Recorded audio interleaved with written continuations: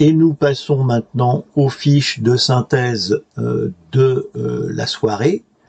Nous allons parler des lignes de transmission et des adaptations. C'est la vidéo numéro 10, la vidéo technique numéro 10 sur les podcasts de F6KGL. C'est la page 85 du cours au format PDF. Et vous avez ici le cours, alors qui est descendu, voilà, ça s'est barré, je sais pas pourquoi. C'est ici le cours au format HTML, mais qui reprend exactement ce qui est dit par ailleurs sur le fichier PDF. Voilà, encore une fois, si vous voulez avoir tous les détails et plus, et même largement plus, allez voir la vidéo numéro 10, et notamment à la fin, il y a une manipulation qui vous permet de comprendre un peu mieux comment faire des adaptations d'impédance. Voilà, donc ça voilà, j'ai pris mon pied à le faire parce que c'était franchement compliqué, enfin à la fois compliqué mais aussi intéressant, puisque voilà, s'il y a bien quelque chose que on peut encore réaliser de nos mains et sans acheter dans le commerce, c'est tout ce qui concerne les antennes, mais ça on en a vu déjà la semaine dernière, et les adaptations des antennes, et voilà, essayer de faire qu'une antenne soit le mieux adaptée possible à l'émetteur. Et si c'est adapté à l'émetteur, ça sera aussi adapté au récepteur. Voilà, donc n'hésitez pas à regarder cette vidéo en détail, voilà, qui reprend en fait toutes les parties, parce qu'il y a pas mal de parties dans le cours en italique. Et donc le cours en italique, je le rappelle, c'est tout ce qui est au-delà des connaissances à avoir pour l'examen, et même s'il y a quelques questions, voilà, on peut faire les impasses, on les verra tout à l'heure quand on fera les exercices sur examen. Il y a 2-3 questions très tordues où il faut prendre un peu de temps pour bien comprendre ce que c'est. Et là, bon, ce que l'on va voir dans les fiches de synthèse, c'est peut-être pas... voilà, faut peut-être aller creuser un peu plus loin. Enfin bon, ça fait 2 ou 3 questions. C'est pas... je pense qu'on peut faire les impasses. Donc, première slide. Donc là, on va parler des lignes de transmission. Quand on parle d'une ligne de transmission, c'est le système qui transfère l'énergie soit de l'émetteur vers l'antenne ou de l'antenne vers le récepteur. Donc vous avez bien compris que c'est le câble, donc soit câble coaxial, donc ici voilà, il y a une photo de câble coaxial démonté, hein, donc ici la lame, ici on a la partie isolante, puisque là on a en l'occurrence un câble semi-aéré là, donc à l'intérieur, donc on a un isolant, une tresse que l'on voit là, qui est d'ailleurs même pas une tresse, c'est même un feuillard, et au-dessus encore l'enveloppe de plastique extérieur. Donc voilà, ça c'est le coaxial. Comme son nom l'indique, bah, c'est du concentrique, hein. Ce sont ces 2 axes, donc c'est du concentrique. Il y a 2 conducteurs, lame ici en cuivre et la tresse ou le feuillard ici en cuivre. Voilà, les 2 conducteurs. Et sinon, on a les lignes bifilaires. En fait, on a 2 fils qui sont séparés, écartés ici par un isolant. Voilà, donc on a soit une ligne qui est asymétrique, hein, c'est le A privatif du grec, donc c'est une ligne qui n'est pas symétrique. D'ailleurs on voit bien, c'est concentrique, c'est l'un dans l'autre, alors que la ligne bifilaire, elle est symétrique puisque on a deux fils identiques avec ici un isolant entre les deux. Là, en l'occurrence, l'isolant, il est pas jointif, donc il y a des trous dedans, mais on peut aussi avoir des lignes bifilaires avec un isolant qui est partout sans avoir ici de jour entre les parties de l'isolant. Une ligne de transmission, quelle que soit la ligne de transmission, donc qu'elle soit coaxiale ou ligne bifilaire comme celle-ci, elle est toujours, on peut toujours la représenter par un système équivalent, donc un circuit équivalent, qui est donc une bobine quand on est sur en série comme ça, une bobine en série, en parallèle des condensateurs. En fait, les bobines en série, c'est le fil en lui-même qui parfois est légèrement torsadé. C'est ce qui permet de rajouter un petit peu d'inductance. Et puis aussi, vous avez des condensateurs en parallèle. Et dans ce cas-là, c'est la capacité qu'il y a entre le fil, enfin entre l'âme ici et la tresse, enfin l'intérieur de la tresse même précisément. Et donc on a un effet de condensateur ici entre les deux, de même qu'on a l'effet condensateur ici entre les deux fils. Alors il n'y a pas beaucoup de surface en vis-à-vis, certes, mais il y en a quand même un petit peu, et c'est ce qui fait ici la capacité.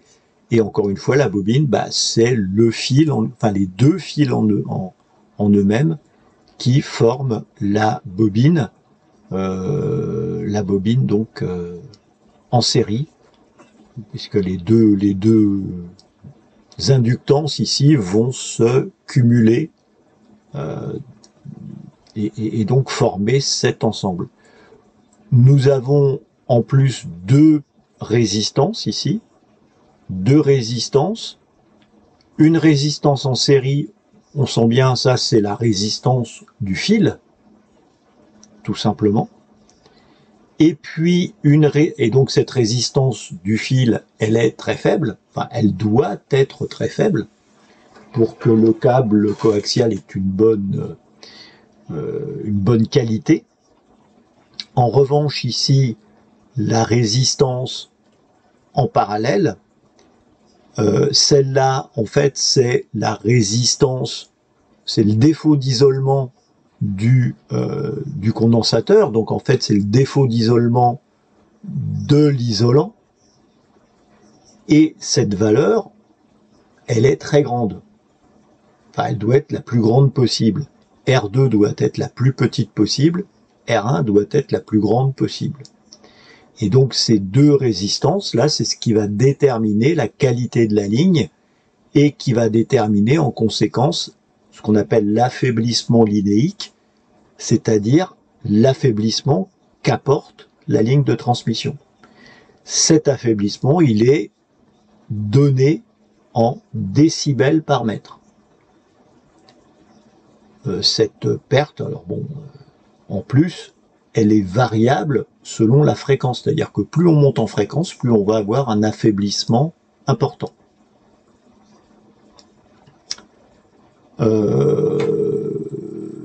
Voilà ce que l'on peut dire.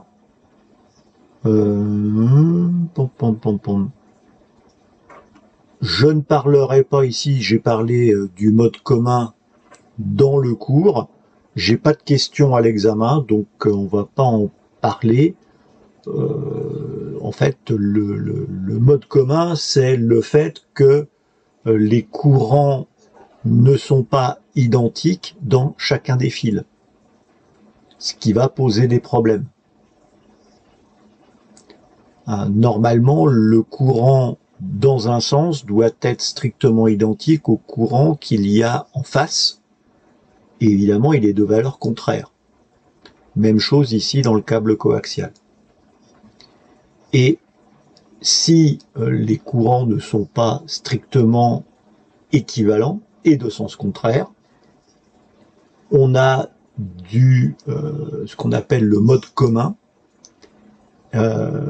et donc c'est ce qui va faire que une partie de l'énergie va se promener soit à l'extérieur de la tresse ou à l'extérieur ici de mes fils de ma ligne bifilaire. Vous regarderez ça soit dans la vidéo de détail ou en lisant ici le cours.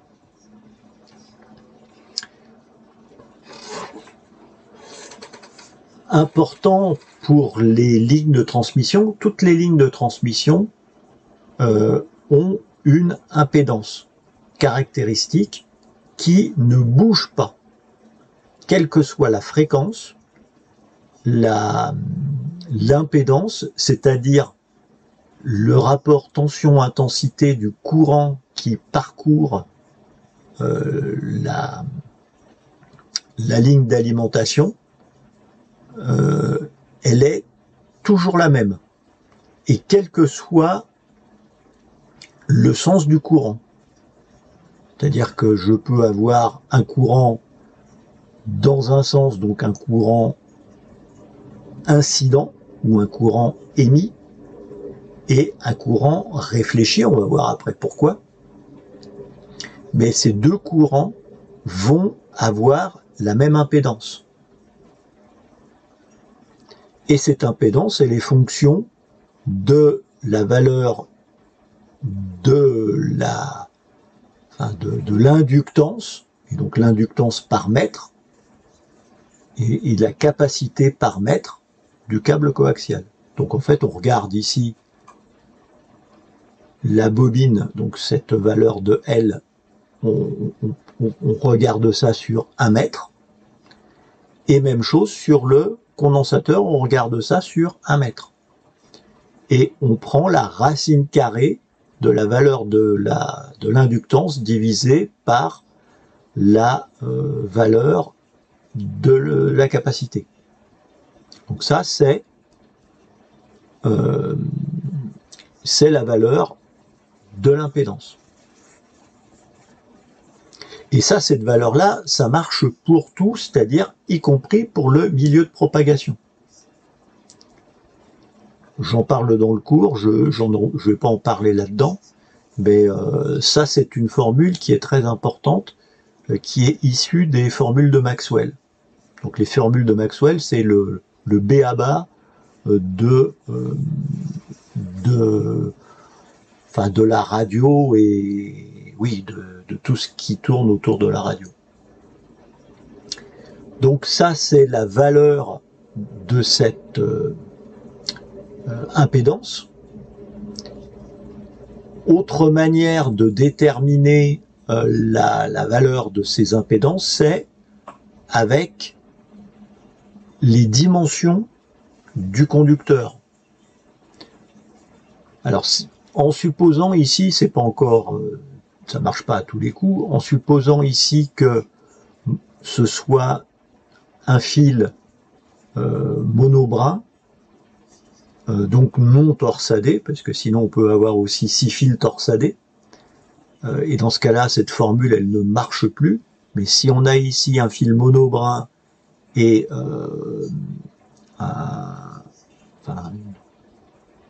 une tresse normale, ou un feuillard normal, donc on peut obtenir la valeur de la ligne de transmission avec ces dimensions. Et donc dans ce cas-là, on a alors 138 log de grand D, donc c'est le diamètre intérieur ici de la tresse, en supposant que ce soit un tube, et ben on va prendre, et pas l'extérieur du tube, mais l'intérieur du tube pour le diamètre. Et ici, on va prendre le diamètre ici du fil. Donc c'est 138 log de D divisé par, donc de grand D, divisé par petit d. Et ici, vous allez aussi prendre en compte la valeur ici du coefficient diélectrique. Vous vous souvenez, dans les condensateurs, on en avait parlé ça, de ce coefficient diélectrique qui, alors, ce coefficient diélectrique, quand c'est de l'air, le coefficient c'est 1. Si c'est pas de l'air, donc autre chose, le coefficient du coup est supérieur à 1 et ça va dépendre du matériau utilisé. Voilà. Et donc si on prend du polyéthylène, eh bien le polyéthylène il a une valeur de à peu près dans les 2 ou 2,3, si bien que ça va modifier l'impédance du câble. En l'occurrence, c'est 60. Je vais multiplier à peu près par 1, ça va être 1,5 par là, la valeur de l'impédance. Alors ne vous inquiétez pas, enfin sauf à une fois où j'ai vu l'incidence ici du coefficient diélectrique, mais normalement dans les questions d'examen, on prend toujours le cas où le diélectrique c'est de l'air ou le vide. Donc ça c'est le coaxial rond. La ligne bifilaire, j'ai jamais vu de question, mais ça pourrait arriver. Voilà. On prend la même formule, sauf que on double ici le coefficient, ça devient 276 au lieu de 138, donc c'est le double. Et on prend 2 fois ici l'écart, enfin la distance, c'est pas le diamètre ici, c'est la distance entre les deux fils, et c'est la distance en anthrax, ici. C'est pas la distance, cette distance-là, c'est la distance de l'anthrax, et divisée par le diamètre ici du fil. Donc ça, c'est pour calculer la valeur de l'impédance en fonction des dimensions du câble, donc les dimensions des conducteurs, mais aussi le diélectrique employé. Donc le diélectrique, je rappelle, c'est l'isolant du câble. Le fait d'utiliser un isolant va faire que la vitesse de propagation des ondes dans le câble va être plus faible. C'est-à-dire que si je n'utilise ici que de l'air, les ondes vont se propager à la vitesse de la lumière dans mon câble. Si j'utilise ici un isolant, et donc avec un diélectrique qui va avoir un coefficient supérieur à 1, ça va automatiquement réduire la vitesse des ondes dans le câble. Et en fait, cette vitesse, ça s'appelle la vélocité. Et le pourcentage donc c'est un taux, c'est un pourcentage de la vitesse de la lumière dans le vide ou dans l'air, puisque c'est la même vitesse, et ça dépend donc uniquement du diélectrique utilisé. Et cette vélocité, c'est 1 divisé par racine carrée de E. Donc je vais avoir une incidence sur l'impédance, mais aussi une incidence sur la vélocité. Il y a quelques questions à l'examen sur cette vélocité. Donc mon câble coaxial, j'ai dit qu'il avait une impédance et que le courant qui parcourt le câble, que ce soit dans le sens émission ou dans le sens puissance réfléchie, les deux vont avoir la même impédance. Mais du coup, si ma charge, alors on va supposer que le côté générateur, donc le côté TX, le côté émetteur, est bien adapté, c'est-à-dire que je vais avoir la bonne adaptation, bon, enfin l'impédance de sortie de mon émetteur va être 50 ohms, et derrière mon câble, ça va être du câble de 50 ohms. Donc là, on va, du coup, ça marche bien. En revanche, il faut absolument que j'ai en sortie, sur ma charge, donc l'antenne, il faut que j'ai absolument 50 ohms. Si j'ai pas 50 ohms, eh bien j'ai une partie de l'énergie qui va pas pouvoir être dissipée. Et j'ai tout un système qui va se mettre en branle, enfin automatiquement, et mon câble coaxial va avoir un courant réfléchi qui va faire en sorte que la charge va absorber une partie du courant et générer un deuxième courant pour absorber le surplus, ce qui n'a pas pu être dissipé dans la charge, et donc ça repart à l'émetteur. Faut revoir la vidéo de détail sur ce point.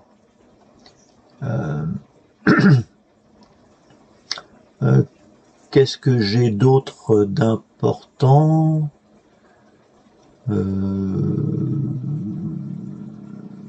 C'est à peu près tout.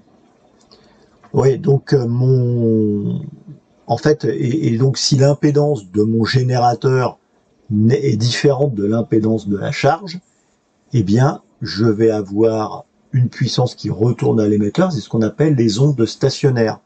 Pourquoi ondes stationnaires? Mais ça, vous regardez dans la vidéo de détail, c'est que vous allez voir que on a l'impression que les ondes se superposent, et comme en fait on visualise les courants qui vont dans un sens et dans l'autre, la résultante, c'est d'avoir au même endroit des maximums, on fait exactement, ça s'appelle des ventres et des nœuds.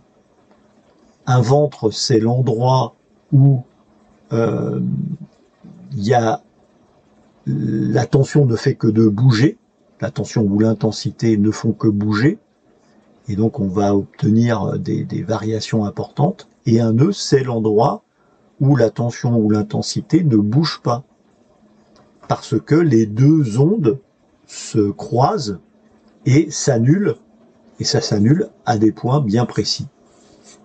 En fait, tous les quarts d'onde, tous les quarts d'onde, enfin tous les multiples impairs du quart d'onde.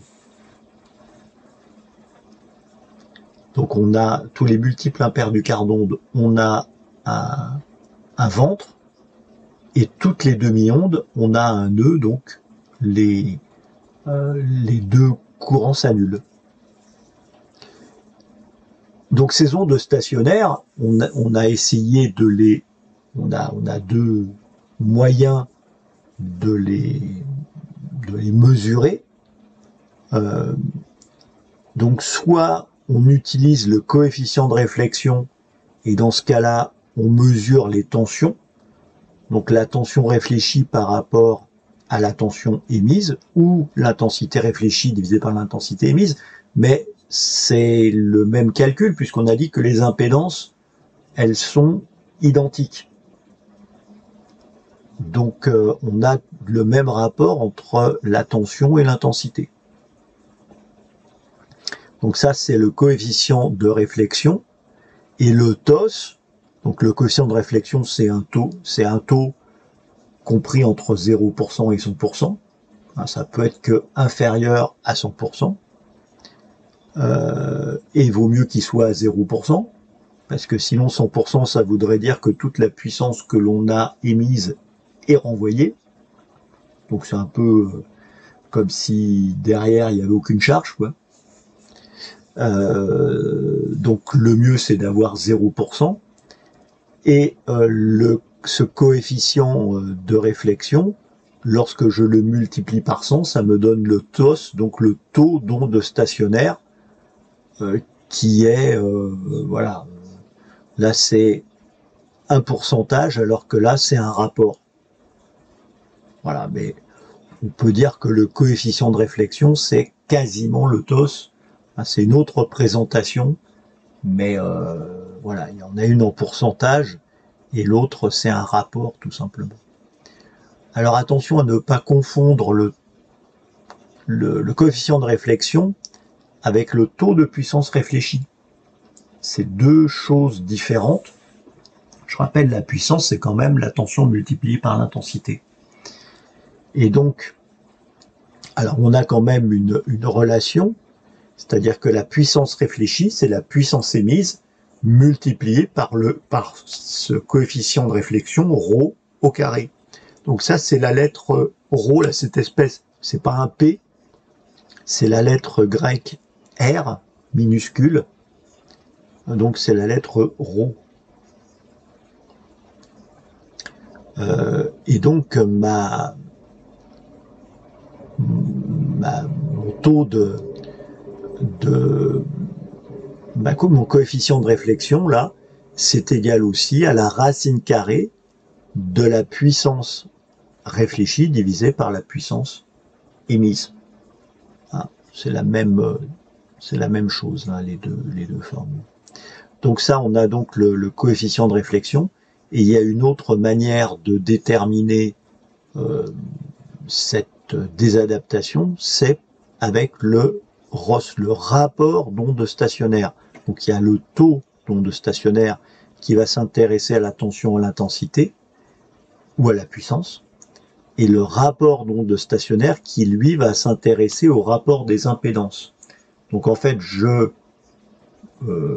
mesure l'impédance de ma charge et je connais l'impédance de mon câble coaxial, c'est marqué dessus, ou tout au moins que je dois savoir ce que j'ai comme impédance. Et le ROS, je prends la plus forte des deux impédances, celle de la charge ou du câble, et je divise par la deuxième. Hein, donc pour ça que j'appelle ça Z maxi divisé par Z mini, puisque mon ROS est supérieur toujours à 1. Voilà. Idéalement, si le TOS est à 0, le ROS est à 1, mais si le TOS est plus élevé, le ROS lui-même sera aussi plus élevé. Alors, il y a quelques questions aussi qui vont vous demander de transformer le ROS en TOS et inversement. Donc, voilà, je ne l'ai pas rajouté dans la fiche de synthèse. On en parlera rapidement. Je vous l'ai mis ici. Donc là, il y a tout une partie là un peu compliquée, mais on peut, voilà, vous avez le temps de regarder. Oui, ce que j'aurais pu rajouter ici, c'est le ROS. Je vais le faire sûrement dans la prochaine version. Le ROS, c'est aussi le rapport de tension maxi divisé par tension mini. C'est-à-dire la plus petite tension, la plus grande tension dans le câble, dans mes ondes stationnaires. Donc j'ai des maxi et des mini. Eh bien, je vais pouvoir déterminer la tension maxi, la tension mini, et ça va me donner donc mon ROS. Comme j'ai la même chose ici pour l'impédance, et j'ai la même chose pour l'intensité. Donc ça, c'est des, voilà, c'est des manières de mesurer qui peuvent être intéressantes parce que la tension, on peut facilement la mesurer dans un câble coaxial.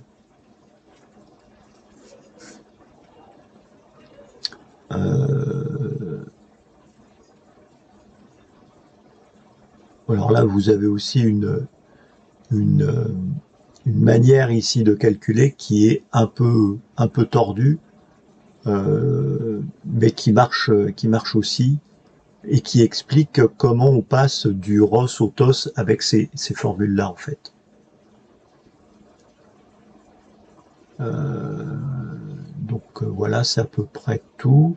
Et puis après, voilà, c'est ce schéma-là qui est un peu compliqué, un peu tordu, et que voilà, on reviendra dessus quand on verra les questions d'examen.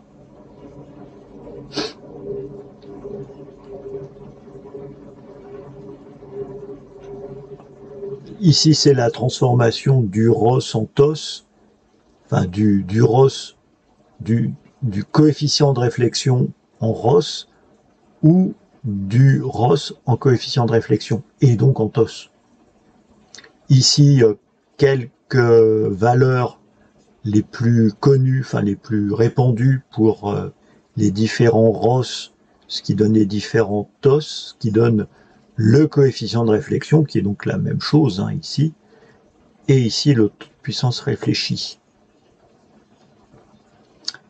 Et on en arrive à la dernière slide, qui est une des conséquences de cette présence des ondes stationnaires, c'est-à-dire que, alors, on remonte ici, on voit bien, alors ça ici, en rouge, c'est l'intensité, en bleu, ici, c'est la tension, et donc là, c'est, ici, je suis à l'endroit ici où j'ai la charge, où j'ai mis mon antenne, ou une charge qui va dissiper la puissance qui arrive d'ici.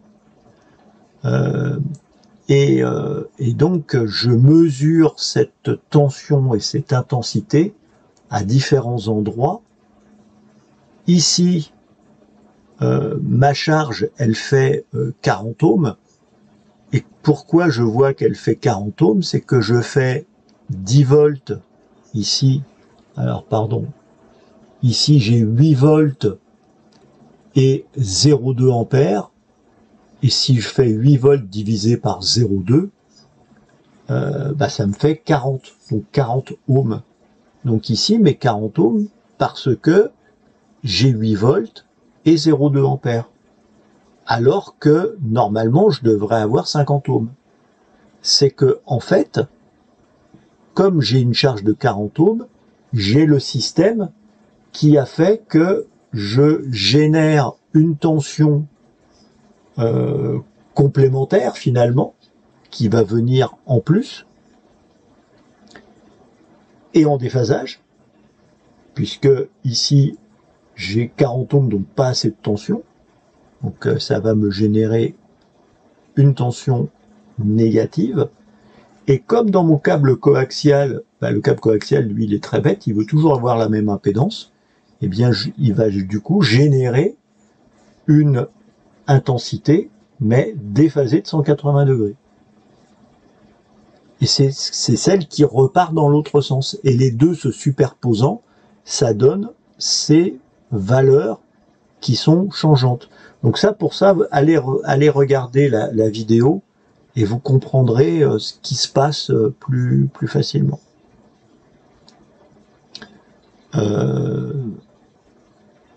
Voilà, donc une fois qu'on a vu ça, eh bien on voit que l'impédance ici, elle est recopiée finalement toutes les demi-ondes. Toutes les demi-ondes, on retrouve la même, les mêmes tensions et intensités, ici à la demi-onde, ici aussi.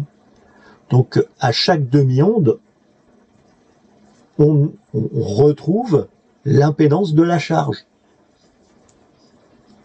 Si mon câble, enfin, en supposant que mon câble il est coupé ici et qu'on regarde l'impédance, eh bien ici j'ai la même impédance qu'en sortie, c'est-à-dire mes 40 ohms.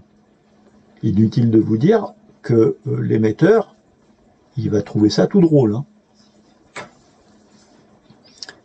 Et de même, ici à chaque multiple impair du quart d'onde, eh bien je vais avoir une impédance assez bizarre, puisqu'elle va tenir compte de l'impédance de la charge, bien entendu, mais aussi de l'impédance du câble.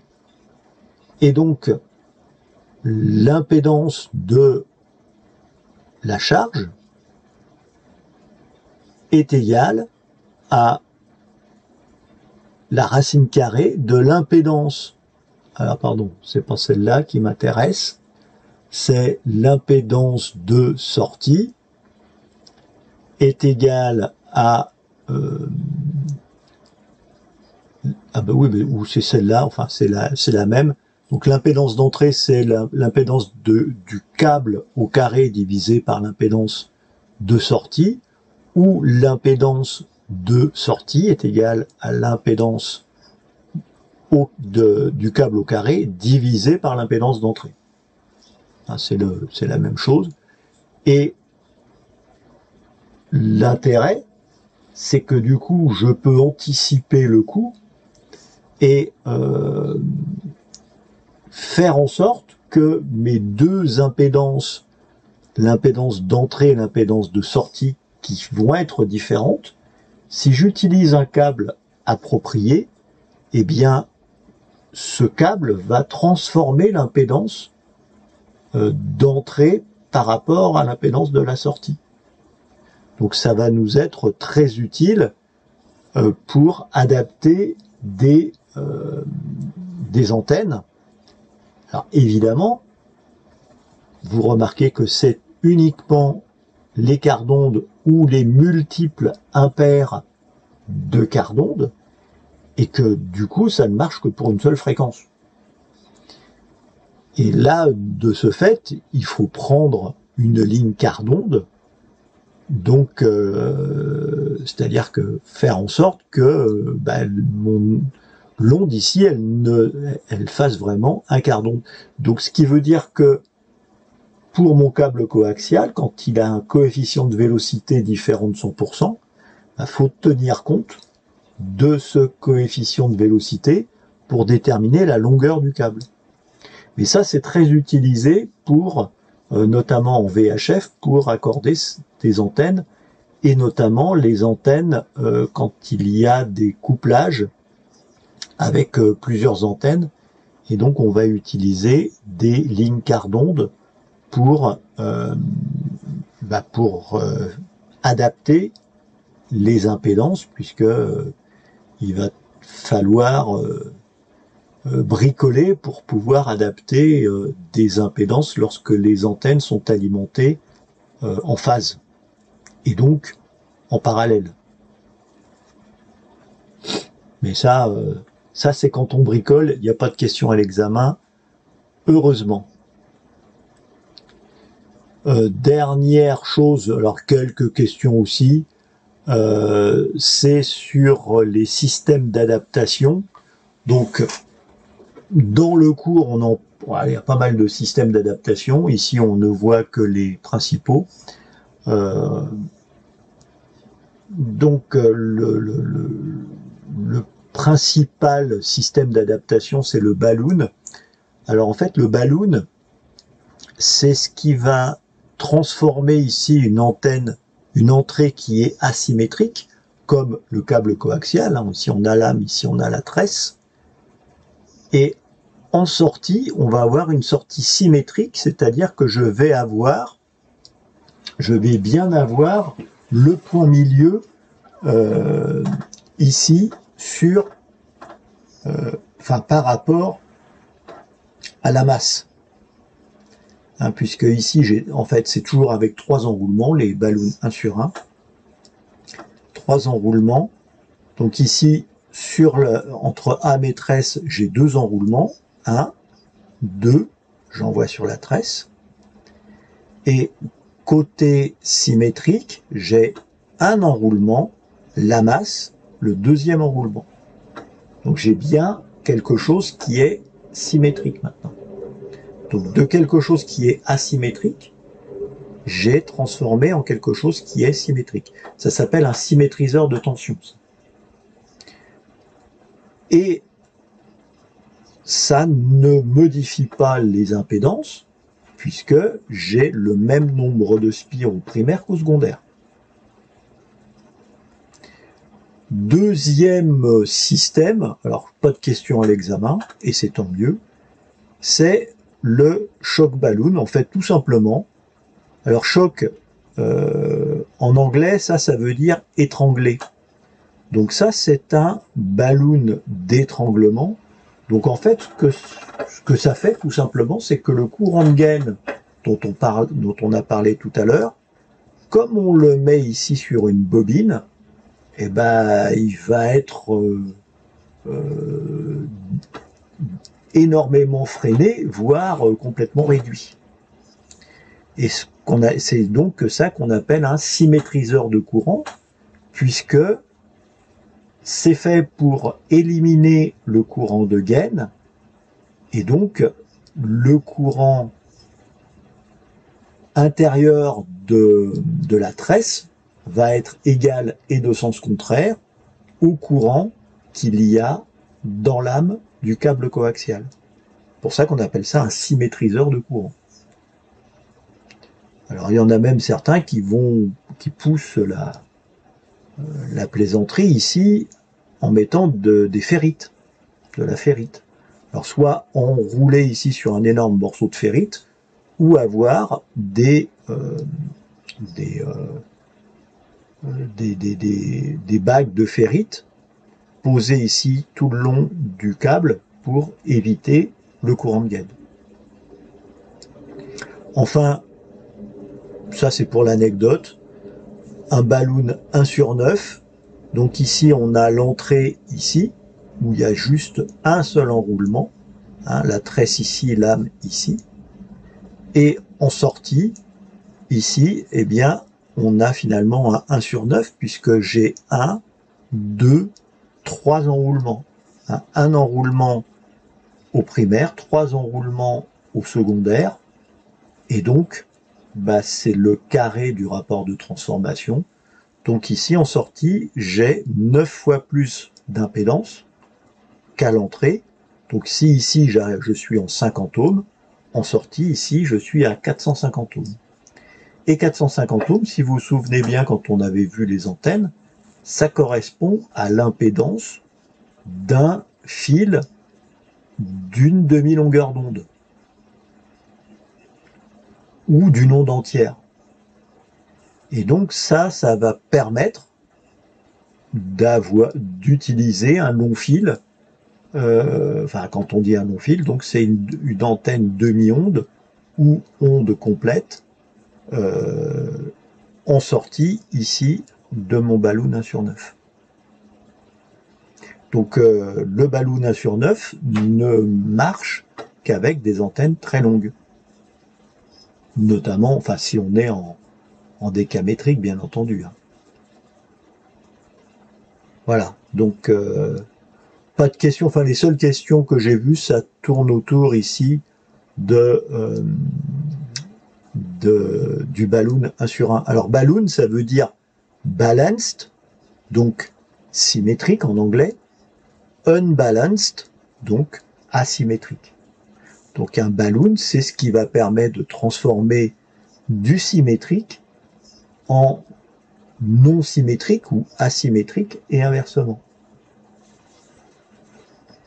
Et donc c'est un symétriseur en fait. En bon français, c'est un symétriseur. Les questions, donc on va en faire 2 séries ce soir. Les lignes de transmission et les adaptations. Donc ça c'est la série 91. Et on va faire la 93, voilà, donc en reprenant tout depuis le départ, sachant que la série 92, c'est que des questions du chapitre 9, donc des antennes qu'on a vues la semaine dernière, et le chapitre 10 qu'on a vu ce soir. On est parti. Alors, le 91. Hop. Ma calculette, elle est là. Elle est où, ma calculette? Elle est prête. Elle est là. Yes, on va la pousser. Pour pas qu'elle gêne. Hop. Elle va revenir au bon endroit. On est parti.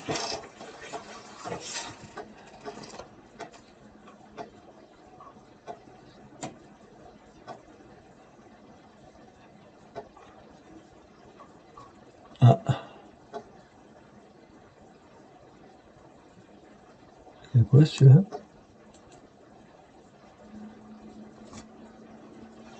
C'est bizarre, ça a changé là, parce qu'il y a marqué maintenant débutant et non pas débuter ou commencer. Donc je sais pas, voilà, il y a dû y avoir une mise à jour du logiciel.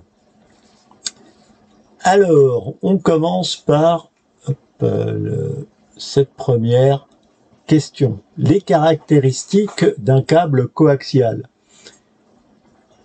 Donc, on va dire caractéristiques spécifiques au câble coaxial. Est-ce que c'est faible perte? On a des câbles coaxiaux qui n'ont... Enfin, ça peut être, mais il y a aussi des câbles coaxiaux qui ont pas mal de pertes, et en fait, tout va dépendre de la fréquence sur laquelle on travaille. Donc, c'est pas faible perte. Haute impédance, alors, on n'en a pas parlé là, dans ce slide, mais en règle générale, quand on est en asymétrique, les standards, c'est 50 et 75 ohms. 50 ohms quand on a des câbles pour l'émission et 75 ohms pour la réception. Donc c'est pour ça qu'on a tous les câbles télévision où on est qu'en réception, où on est en 75 ohms. Sinon, quand on passe en émission, c'est du 50 ohms, c'est le standard. On en parle aussi dans la vidéo de détail. Donc, c'est pas de la haute impédance. La haute impédance, c'est plutôt la ligne asymétrique où on peut avoir des impédances de l'ordre de 300 jusqu'à 450 ohms. Alors, c'est bien asymétrique. C'est une ligne qui est asymétrique, composée de deux fils parallèles faiblement écartés. Non, ça c'est la ligne bifilaire. Les deux fils parallèles faiblement écartés, c'est la ligne bifilaire qui est symétrique. Alors, quelle doit être la valeur de Z2, donc l'impédance d'entrée? Idéalement, l'impédance d'entrée doit être égale à l'impédance de la charge, hein, entrée ou émetteur, je sais pas, Z2, ça peut être entrée ou émetteur, et ZC, c'est l'impédance de la charge, ou ZA, l'impédance de l'antenne. En tout cas, cette impédance, idéalement, l'impédance d'entrée doit être égale à l'impédance de la charge, elle-même égale à l'impédance du câble.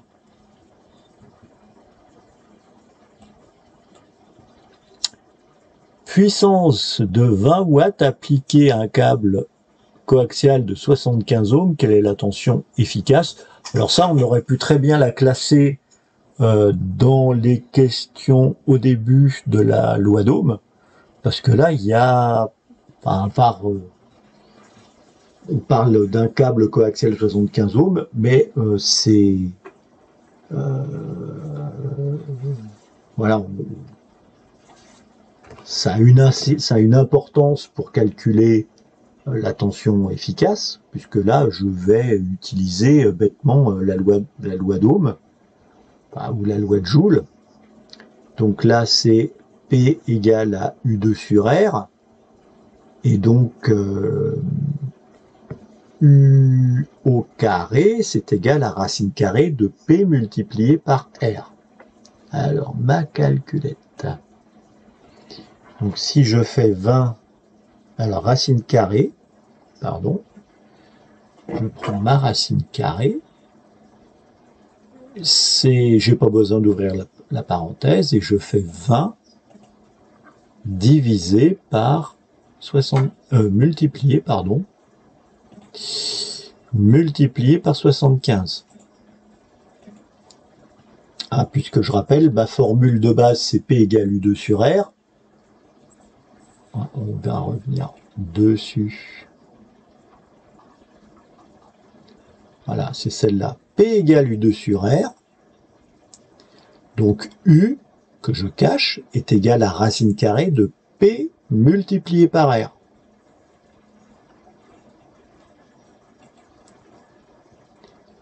Donc, hop, hop, hop, hop. Alors, voilà. Donc, ça me donne 38 volts efficace. Et donc, 38 volts 7 même. 38 volts 7. C'est pas la tension maximum, c'est la tension efficace. Donc, c'est encore plus simple. Pas trop de pièges. Affaiblissement linéique. Alors, je ferme ça. Affaiblissement linéique. Donc ici, j'ai 40 watts. J'ai plus que 10 watts au bout de mes 30 mètres de câble. Quel est ici l'affaiblissement du câble en décibels par mètre? Donc ici, l'affaiblissement, je divise par 4 la puissance. Donc ça veut dire que j'ai une atténuation de 6 dB. Alors 6 dB, alors, hop. 6 dB que je divise par 30, bah, ça me donne donc 0,2, hein, 200 milli, enfin millidécibels, ça veut pas dire grand chose, donc 0,2 décibels par mètre. Il y a la réponse, ça me va bien.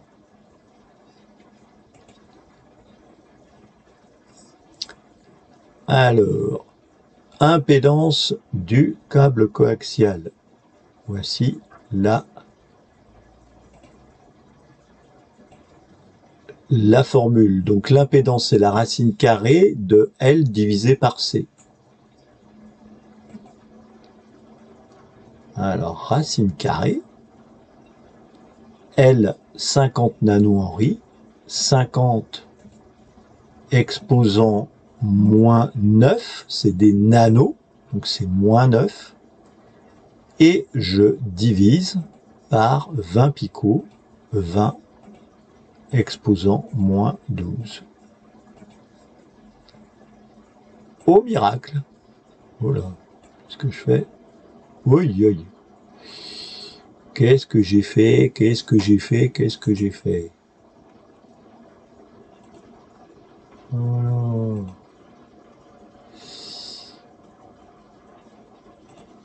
Voilà, j'ai réparé mon erreur. Hop. Donc 50 ohms, ça tombe bien, il y a la réponse. Alors pour votre information, c'est dans l'ordre, enfin c'est pas encore complètement l'ordre d'idée des valeurs standards des câbles coaxiaux. Les valeurs standards des câbles coaxiaux, je vous les ai indiquées dans le cours, là, dans ma belle formule. Voilà, c'est 5 microhenry par mètre et 200 picofarads par mètre. Ça, c'est du câble 11 mm classique. C'est l'ordre d'idée. C'est pas précisément ça, mais ça va fonctionner, ça donne 50 ohms. et c'est l'ordre d'idée des valeurs de la bobine et du condensateur. Vous voyez que le condensateur, quand même, 200 picofarad par mètre, ça commence à être des beaux condensateurs. Pour 1 mètre de câble coaxial. Là, on n'est pas dans les mêmes grandeurs, mais c'est pas grave.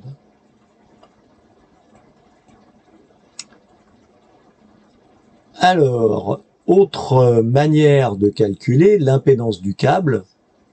Donc on a 10 mm ici de diamètre intérieur de la tresse et 3 mm de diamètre de l'âme. Alors, hop, et là, eh ben, je vais utiliser... Pourquoi ça me fait ça?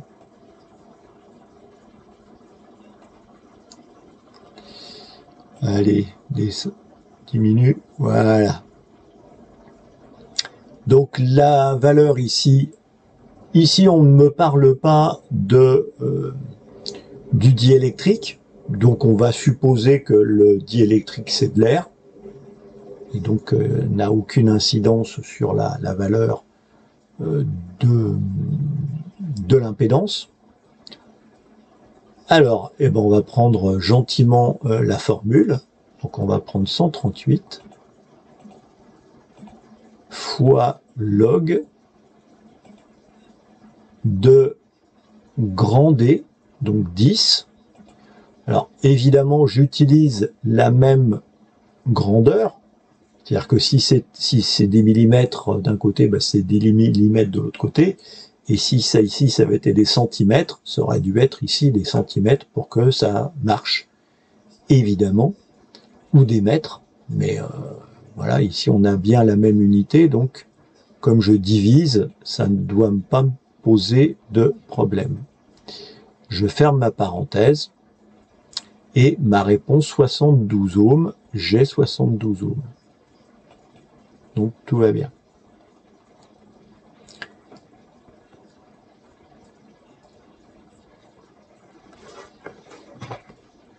Alors normalement l'impédance, enfin si j'ai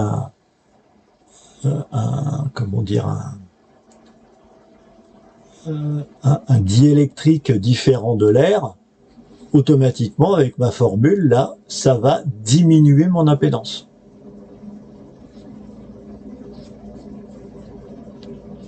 On va en voir, il y a une autre formule après avec un diélectrique. Et voilà, donc je peux utiliser la même formule là, donc si je ne vais pas la retaper, j'ai juste à changer ici et je divise par 2. En revanche, il faut ici, donc mes 138, j'ouvre ma parenthèse, raté,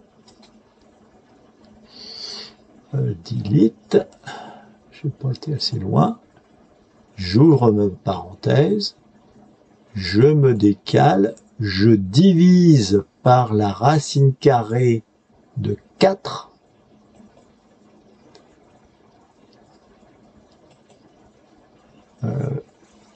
je reviens en arrière, je ferme ma parenthèse. Voilà, donc ici, en utilisant cette formule, donc j'ai repris la même, et là, j'obtiens 48 ohms. J'approche des 50. Hein. Alors, je ne sais pas ce que c'est que ce coefficient diélectrique de 4. Bon, peu importe, en tout cas, c'est pas quelque chose de standard. Ça veut dire que dans mon câble coaxial, la vélocité est de 50%, ce qui est quand même assez faible. Et je ne sais pas ce que c'est que cet isolant. Enfin, un isolant courant dans les câbles coaxiales. Dans les câbles coaxiaux, pardon. L'impédance d'un câble coaxial est fonction de la fréquence utilisée? Non. C'est ce qu'on disait tout à l'heure, c'est que quelle que soit la fréquence, l'impédance est toujours la même. Ce qui va changer, c'est juste l'affaiblissement linéique, qui va être fonction de la fréquence. L'impédance est fonction de la longueur du câble, non. De la modulation appliquée, bah non non plus. Du rapport entre le diamètre de lame et de la tresse, alors précisément même c'est l'inverse, c'est-à-dire que c'est la tresse divisée par lame, mais bon, peu importe. C'est ce rapport qui va déterminer l'impédance du câble. Quel terme décrit la vitesse des charges électriques? Alors charge avec un S, ça serait mieux. La vitesse des charges électriques dans un circuit. Donc la vitesse des charges électriques, c'est donc la vitesse de propagation des ondes. Alors la vitesse de propagation du courant en fait, qui porte l'onde. Et donc là, c'est la vélocité.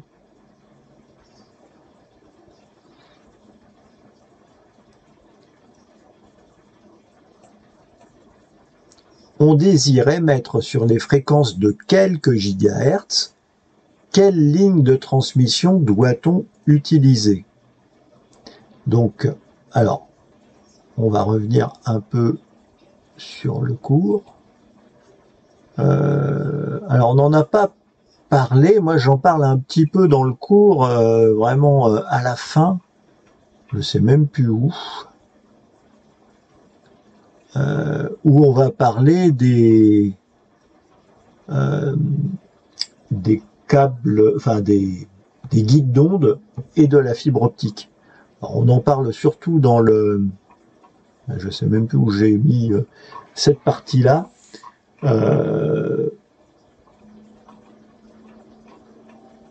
Voilà, mais en tout cas, nous, ce qui nous intéresse, c'est que quand on monte en fréquence, on va avoir, comme les câbles coaxiaux et alors les lignes bifilaires, c'est encore pire, c'est-à-dire que ça monte très peu en fréquence. Ou tout au moins, plus ça monte en fréquence, plus on a des atténuations qui sont importantes. Donc on va chercher d'autres systèmes, et cet autre système, c'est un guide d'onde qui n'est pas réellement une ligne de transmission. Un guide d'onde, c'est un tube où l'information se propage sous forme d'ondes électromagnétiques. Donc c'est plus réellement une ligne de transmission. Ligne de transmission, ça veut dire que c'est une tension, une intensité. Dans un guide d'onde, ce sont des ondes électromagnétiques. Donc c'est quand même pas exactement la même chose. Et donc en fait, ce qu'on va utiliser quand on monte très haut en fréquence, puisqu'on va avoir des pertes très importantes dans le câble coaxial, on va préférer le guide d'onde, puisque là, l'onde, elle est sous forme d'onde électromagnétique, et donc elle a relativement peu d'atténuation. Donc en tout cas, on ne va pas utiliser ni un câble coaxial, ni une ligne bifilaire. De la fibre optique, bah, c'est pas des ondes radio, c'est de la lumière, hein. Donc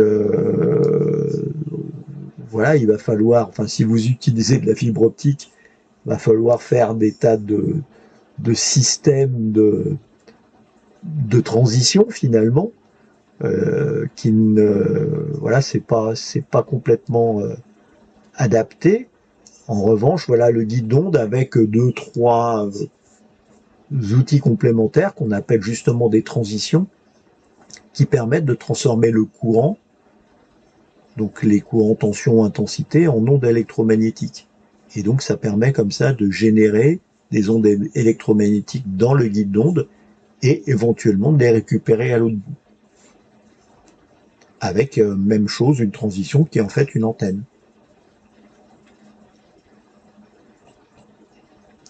À partir de quelle fréquence utilise-t-on les guides d'onde? Alors le problème, c'est que pour utiliser un guide d'onde, eh bien, il y a des dimensions. C'est-à-dire que les ondes, il faut qu'elles puissent se propager à l'intérieur et la dimension du guide d'onde, enfin, oui, la dimension la plus petite la dimension du guide d'onde, c'est au moins une demi-longueur d'onde de l'onde propagée. Donc, si vous voulez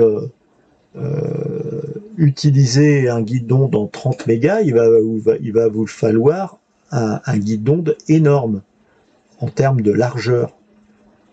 Et donc, c'est absolument pas adapté. Sur 30 mégas, donc il faudrait que le guide d'onde qui fasse 5 mètres, puisque c'est une demi-longueur d'onde, il faudrait qu'il fasse 5 mètres de diamètre, ce qui est absolument pas adapté.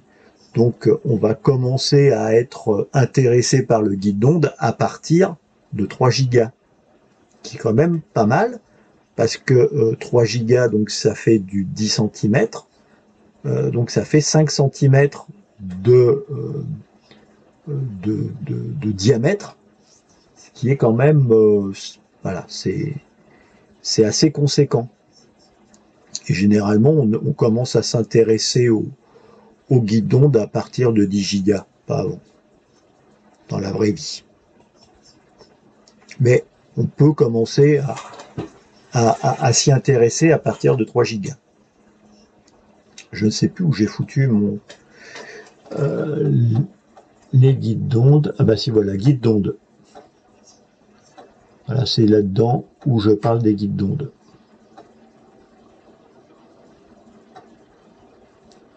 Voilà.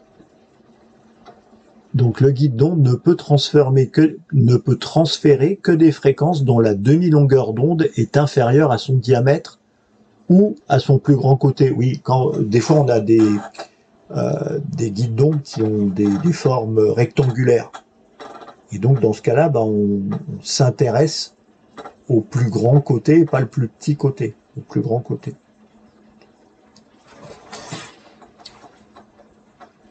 Et donc la fibre optique, c'est un cas particulier de guide d'onde, mais pour des ondes lumineuses.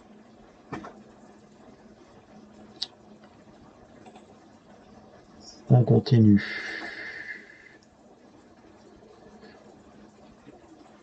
Alors, on a branché par mégarde un réflectomètre à l'envers. Alors ça, une fois le calibrage en puissance incidente effectué. Oui, quand on a un réflectomètre, donc un atosmètre, on le tare avec la puissance émise ou la puissance incidente, et quand on inverse la mesure, on mesure la puissance réfléchie. Donc là, si je le monte à l'envers, en fait, je vais tarer avec ma puissance réfléchie. Quel rapport de puissance réfléchie mesure-t-on? Un rapport égal à 0, une valeur négative, un rapport supérieur à 1, une valeur en dents de scie, donc c'est un peu n'importe quoi ça, mais par contre c'est bien un rapport supérieur à 1, c'est-à-dire que j'ai plus de puissance réfléchie que de puissance émise. Et c'est normal puisque je l'ai monté à l'envers mon truc. Enfin, je sais pas comment on peut le monter. Enfin, oui, si on peut le monter à l'envers, il suffit d'inverser les entrées et on obtient ce résultat un peu bizarre.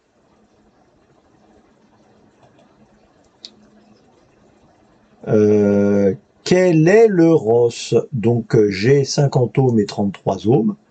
Je fais 50 divisé par 33. Alors oui, j'ai pas été sur mon slide. Voilà, 50 divisé par 33. Et ça fait bien 1,5. Puisque j'ai pris la plus grande et je divise par la plus petite. Le ROS qui est là. Alors, ZE d'entrée 50 ohms, ZS de sortie 100 ohms, quel est le ROS? C'est 2 sur 1, puisque je fais 100 divisé par 50. Je prends le plus grand et je divise par le plus petit. quel est le ROS à l'entrée du câble? Donc, j'ai l'entrée 50 ohms, mon câble 50 ohms, ma sortie 150 ohms, donc maintenant c'est 3 sur 1.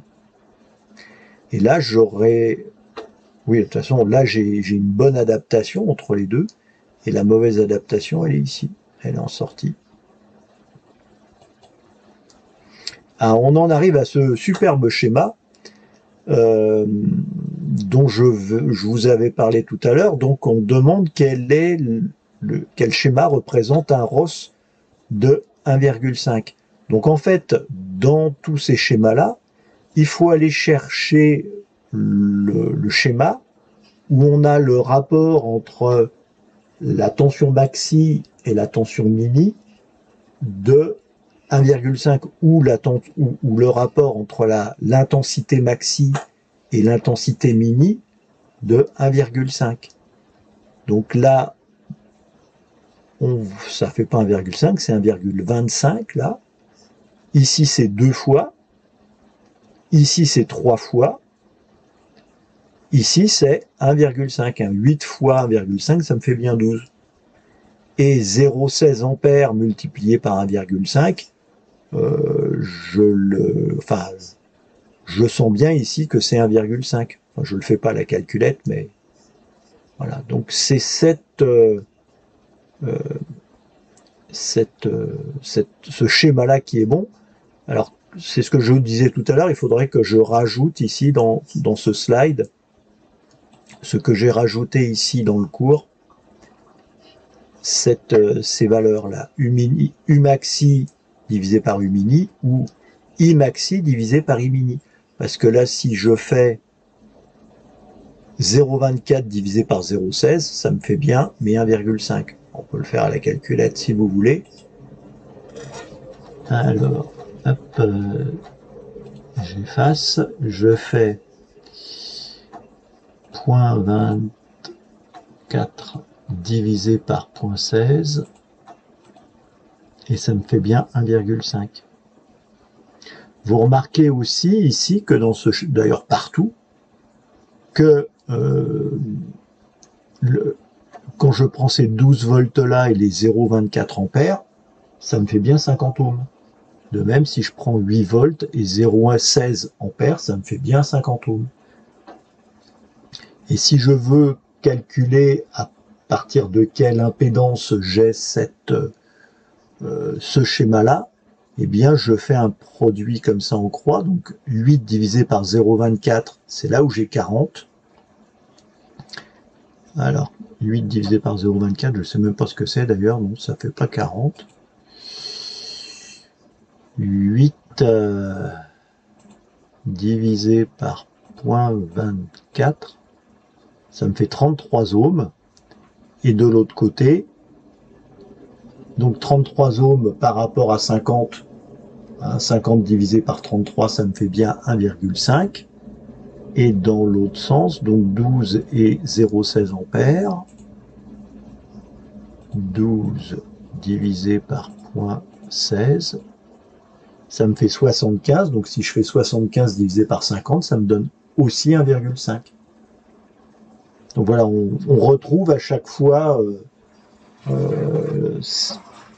la relation entre, toutes les relations de Ross, comme on a vu tout à l'heure.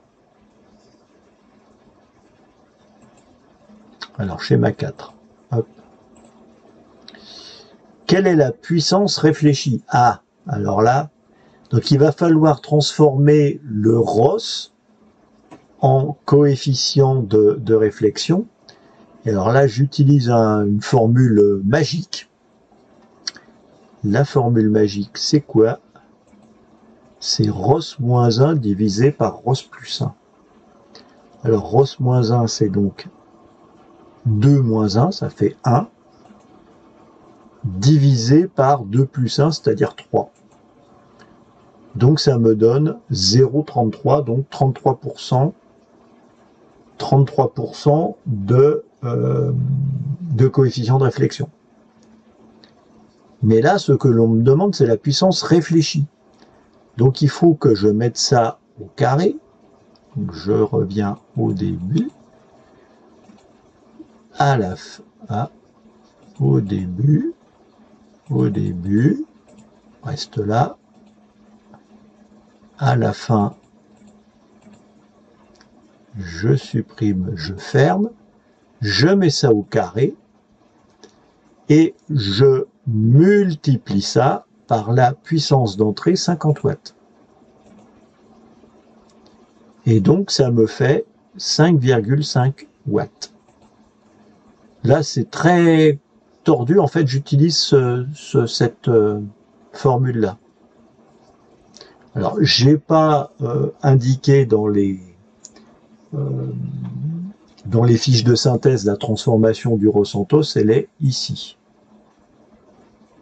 Où est-ce que je l'ai mise?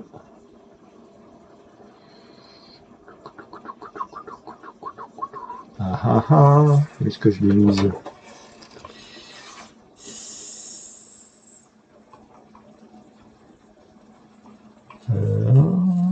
Voilà, ici. Donc le coefficient de réflexion, c'est ROS-1 divisé par ROS plus 1.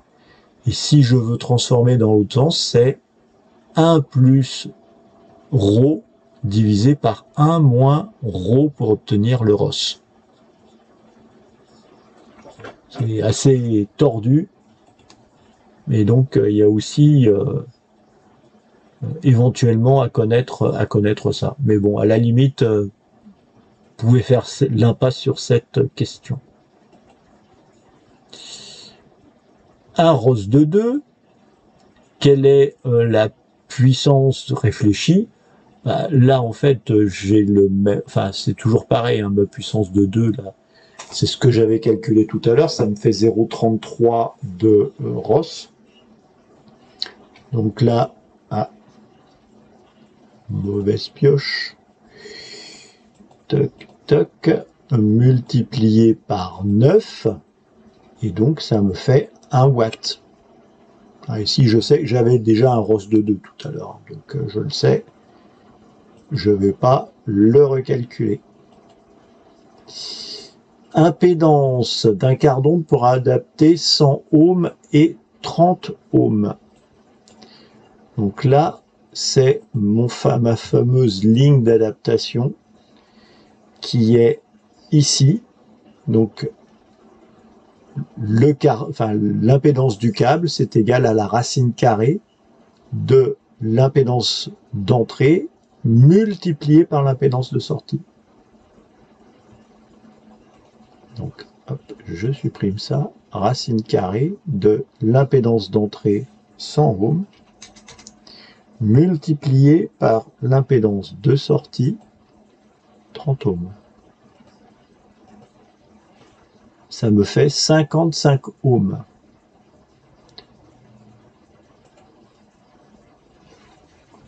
Et éventuellement, si j'utilise pas un câble de 50 ohms, enfin de 55 ohms, bah, que je vais avoir du mal à trouver dans le commerce, puisque ça n'existe pas, si je prends un câble de 50 ohms, eh ben, ça va me pas complètement adapter l'impédance, mais je vais m'en rapprocher quand même, enfin tout au moins beaucoup plus facilement qu'avec les impédances que j'ai ici.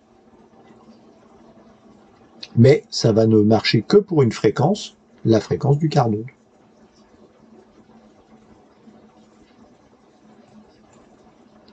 Propriété d'un ballon 9 sur 1, ah ben en fait c'est un transformateur d'impédance, parce que ça...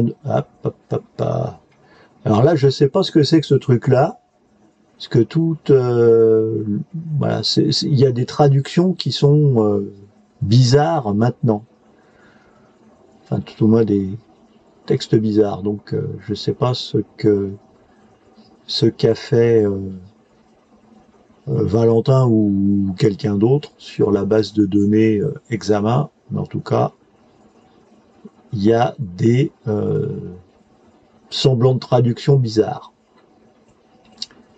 Alors, est-ce qu'on est bon? On est bon. On va faire la deuxième série qui est donc la 93. Hop, débutant. On va débuter.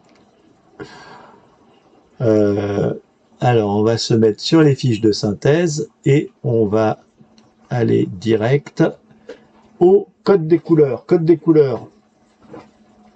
Violet, 7, gris, 8, rouge, 2. 7, 8, 2. Donc 7, 8 et 2, 0, 7800 ohms. Puissance minimum de la résistance. Donc là, c'est P égale U2 sur R. U au carré, ça me fait 10 000. Divisé par 1000, ça me fait 10. Donc, il va me falloir une résistance qui permet de dissiper au moins 10 watts. Ça tombe bien, 10 watts. Alors, en théorie, si c'est 10 watts, pour que la résistance ne vieillisse pas trop prématurément, idéalement, il faudrait même mettre 20 watts. Mais c'est pas la réponse attendue. Mais un bon technicien mettra une résistance de 20 watts pour éviter tout problème.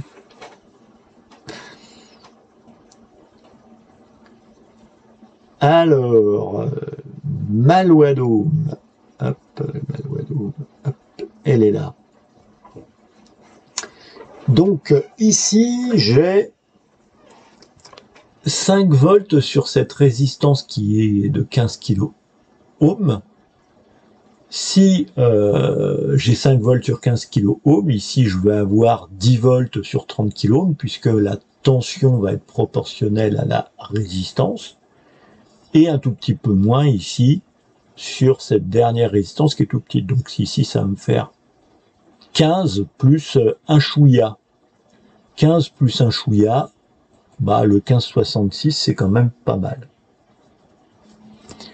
On va essayer de voir si le chouïa qu'on a estimé est pas trop débile. Pour ceux qui ont... Alors, autre manière de voir les choses, je sais que j'ai 5 volts pour 15 kilo ohms, donc je divise par 15 et je multiplie par la somme des résistances. Donc ici, ma résistance équivalente. Donc 45, 47, et ça me donne donc 15 667, enfin 6667, 1566.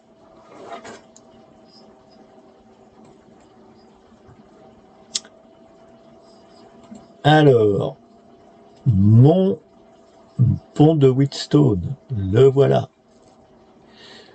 Mon pont de Wheatstone, donc, alors premier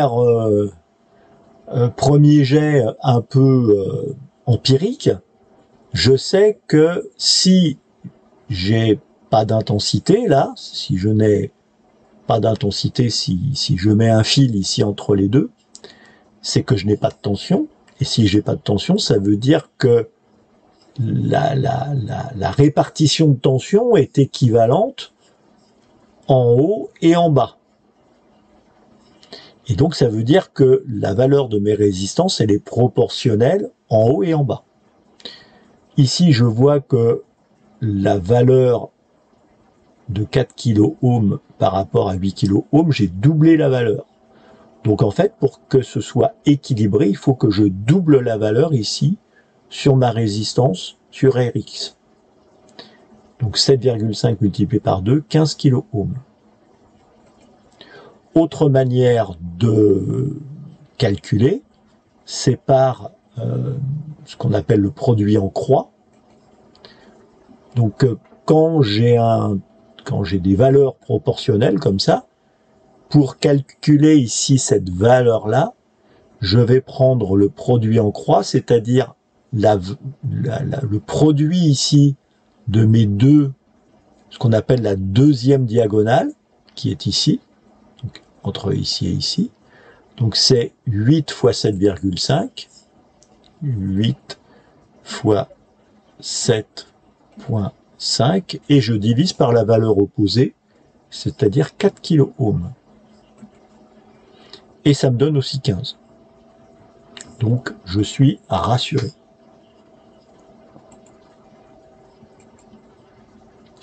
Tension crête d'un signal efficace de 5 volts.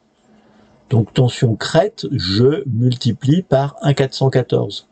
5 fois 1,450, 1,414, ça me fait un tout petit peu plus que 7. 7,07, ça me va bien. Je vous le fais pas à la calculette, mais voilà.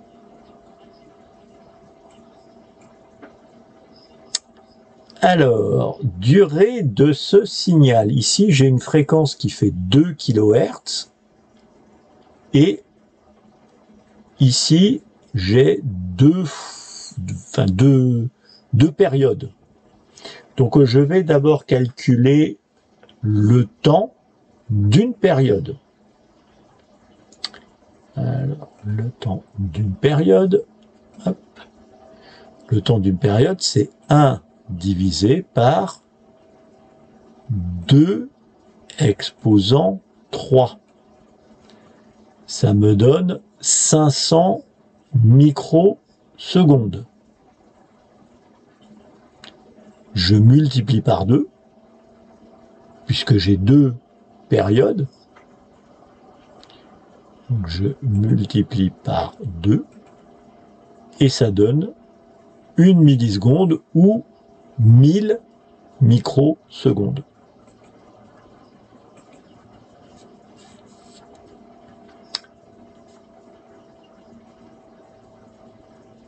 Alors, l'impédance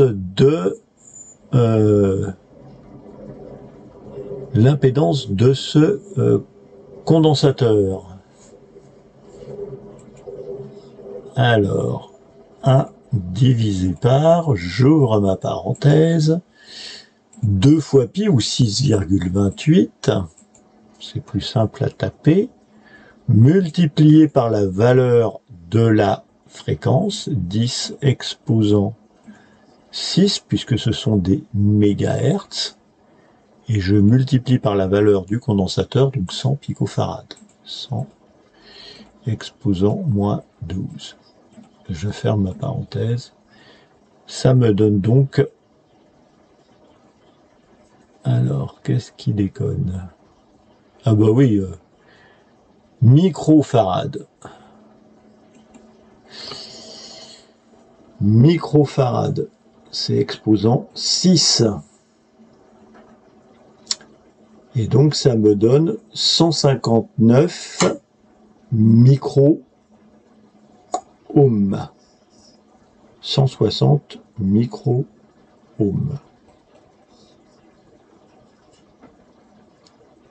Oui, puisqu'on me dit 1 sur 2 pi égale 0,16, donc ça me fait 160.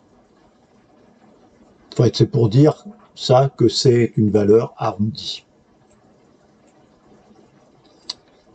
Capacité équivalente. Donc j'ai 2 condensateurs là.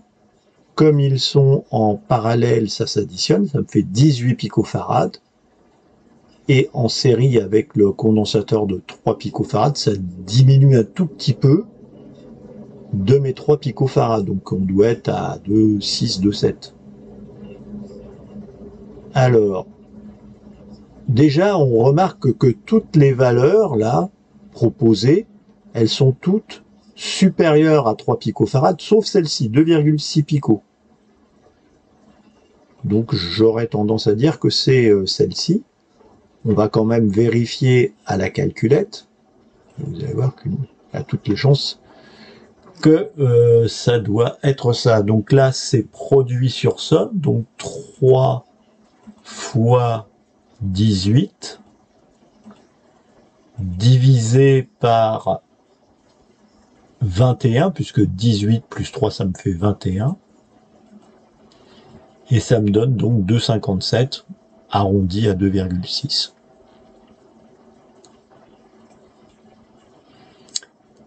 Quel est le nombre de spires au secondaire? On a avancé là, puis j'ai pas regarder le nombre de spiraux secondaires, c'est le chapitre 3. Voilà. Là, j'ai pas besoin de sortir, enfin on peut le faire en 2 fois si vous voulez, comme d'habitude. On voit bien ici qu'on a un rapport ici de 15, donc on a 15 fois moins de tension en sortie. Donc ici, on va avoir 15 fois moins de spire au secondaire. Alors, hop, petit calcul. J'efface 225 divisé par 15. Alors ça doit être un des rapports à connaître. Un 15 au carré, 225. Voilà.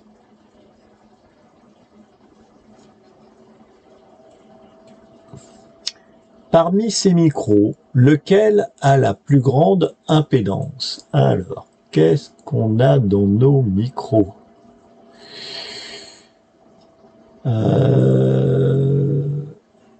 Micro, celui qui a la plus grande impédance, c'est l'électrette. Voilà. Quelle est la fréquence supérieure d'une décade à 2000 Hz? Alors, hop, les décades, donc c'est multiplié par 10. Donc 2000 multiplié par 10, ça me fait 20 kHz.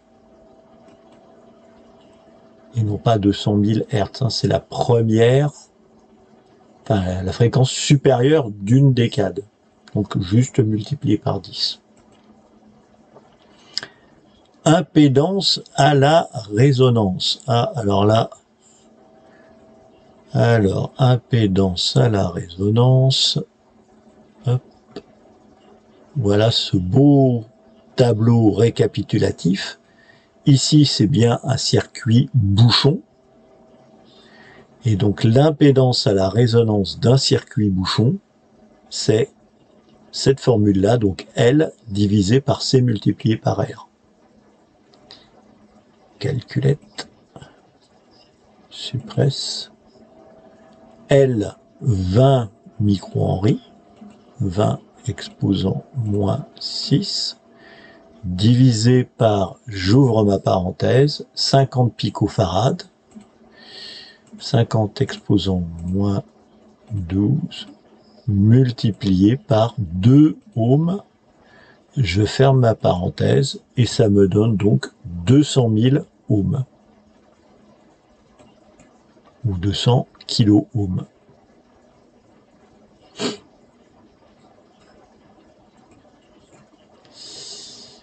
Z à la résonance. Alors ça fait partie, ça, des petites formules à la noix que j'avais rajouté à la fin. Z à la résonance pour un circuit bouchon dont on connaît ici non pas la résistance en série de la bobine, la résistance parasite en série de la bobine, mais on connaît juste ici le facteur Q, donc le facteur de qualité. Et donc l'impédance, c'est donc racine carrée de L divisé par C multiplié par Q. Alors, ma calculette, je supprime. Alors, racine carrée de L, 25 exposant moins 6, puisque c'est des micros. Je divise par des picots, 100 exposant moins 12. Je ferme ma parenthèse, j'avance d'un cran et je multiplie par 100 puisque c'est mon facteur Q. Et qu'ici, il faut bien que je multiplie, c'est encore raté ça, voilà. Il faut bien que je multiplie par 100. Alors, hop, ah oui, si là ça me sert à rien, cette parenthèse va me foutre le cirque. Voilà, donc ça me donne 50 kilo-ohms. 50 kilo-ohms. Comment nomme-t-on un dispositif destiné à augmenter la puissance d'un signal? Bah, c'est un amplificateur.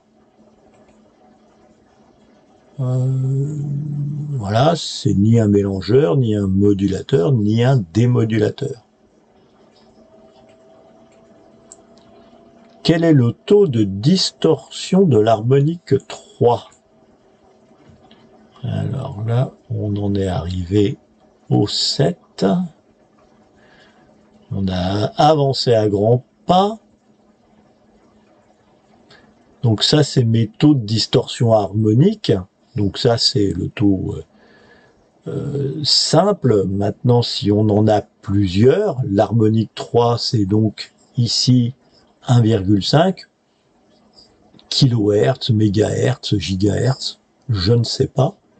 En tout cas, 1,5, ça me donne 4.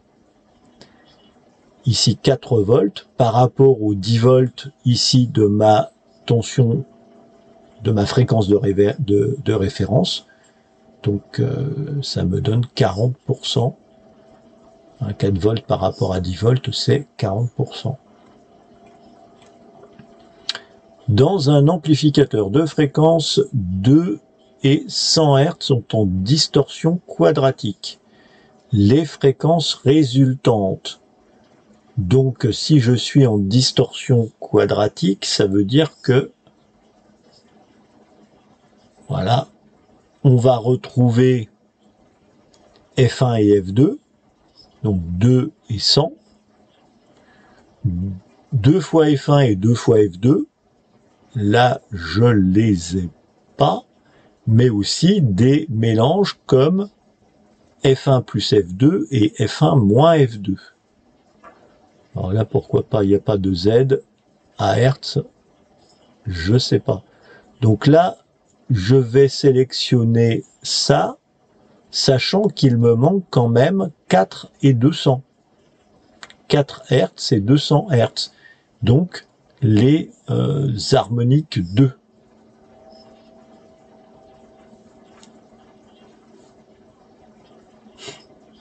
Mais j'ai au moins celle-là. Je peux pas, enfin, 10 000 Hz, non, parce que c'est fois 100, donc c'est pas ça. 4, elle serait bonne. 100, elle est bonne aussi. 104, non, puisque ça, c'est le troisième ordre, hein, c'est 100 plus 2 plus 2. Et 96, 100 moins 2 moins 2. 100 et 200, bah, il en manque. Et donc, voilà, ça aurait pu être... Enfin, il se pourrait qu'une distorsion quadratique, dans certains cas, on n'ait pas les harmoniques 2. Bon, c'est un peu tordu, mais bon, pourquoi pas. Quelle est la longueur d'onde d'une fréquence de 20,98 MHz? Alors, on avance avec grand pas. Hop. Ma calculette, la longueur d'onde, je suis presque, donc c'est 300 divisé par 20,98, 20,98, 14,29, 14,3 mètres. Puisque quand j'utilise cette formule-là, ici, donc 300, et là, ma fréquence, elle est systématiquement en mégahertz pour que j'ai des mètres ici.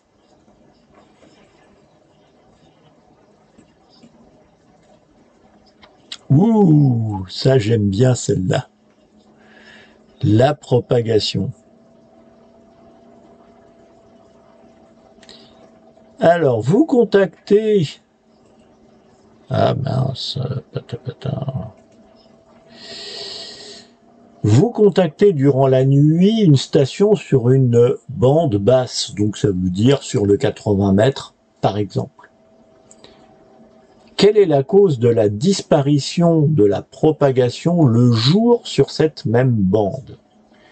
C'est-à-dire que vous avez contacté une station sur le 80 mètres la nuit, et qu'est-ce qui peut expliquer que vous ne pouvez pas continuer la journée? Augmentation de l'épaisseur des canapés F. Alors là, les canapés. Je ne sais pas pourquoi il indique ça. Scission de la couche F en F1 et F2. Disparition de la couche E sporadique. Absorption par ionisation de la couche D. Moi, j'aurais tendance à dire que c'est cette cause, puisque la nuit, par définition, il n'y a pas de ionisation, et que dès que l'ionisation va commencer, eh ben, la couche D va commencer à se reconstituer, et du coup, elle va atténuer les ondes qui la traversent avant qu'elles soient réfléchies sur les couches F1 et F2. En l'occurrence sur la couche F, puisque la nuit, les couches F1 et F2 se regroupent en une seule couche qui s'appelle la couche F.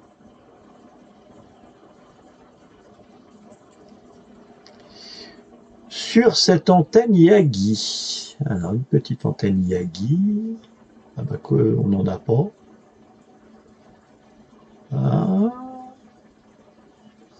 Ah bah l'Yagi, j'ai pas mis le schéma de la Yagi.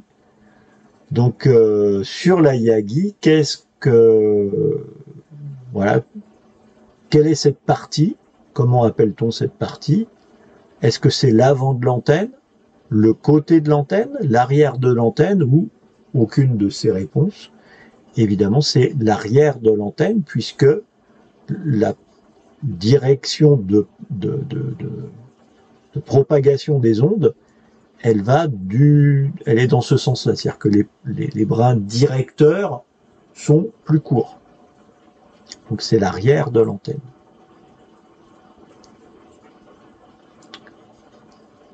Oh là là, celle-là, elle est bien aussi.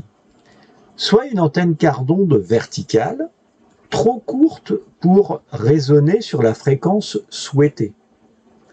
Donc quand on regarde ici mon escargot de Smith, c'est ce que j'appelle l'escargot de Smith, ici c'est quand j'ai exactement le quart d'onde. Dans le cas de ma question, là je vais être plutôt avant, donc dans cette partie-là. Et donc là, que faut-il ajouter à cette antenne pour qu'elle résonne correctement? C'est-à-dire qu'est-ce que je vais bricoler quelque chose pour supprimer finalement ma capacitance, c'est-à-dire le fait que j'ai une réactance négative. Donc une bobine et un condensateur sur le point d'alimentation. C'est pas génial, parce que les deux vont en sens inverse. Donc je ne sais pas ce que ça va faire, mais ça risque de poser problème. Une capacité en bout d'antenne. Alors ça c'est quelque chose qu'on n'a pas évoqué la semaine dernière quand on a parlé des antennes, puisqu'on a parlé éventuellement de rajouter une bobine à la base de l'antenne. Ou sur le point d'alimentation. Mais on peut aussi rajouter une capacité terminale qui va permettre, comme ça, de ramener l'impédance vers, tout au moins à supprimer l'inductance négative. Donc la capacité en bout d'antenne, ce qu'on appelle aussi une capacité terminale. Alors attends,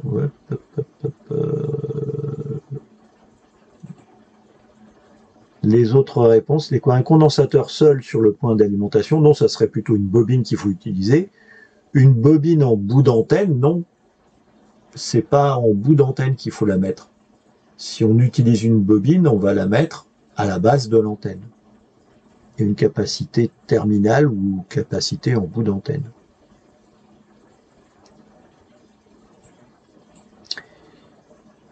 Alors, ah bon, on n'avait pas répondu là? Si. Ah bon, on revient dessus, donc on va terminer. Terminateur, c'est un peu n'importe quoi. Êtes-vous sûr? Oui. Et on a encore tout bon. Je reviens sur mon PDF. Alors, si ça veut bien reprendre. Voilà. Et je vous souhaite à tous un très bon week-end et à la semaine prochaine. Bye bye.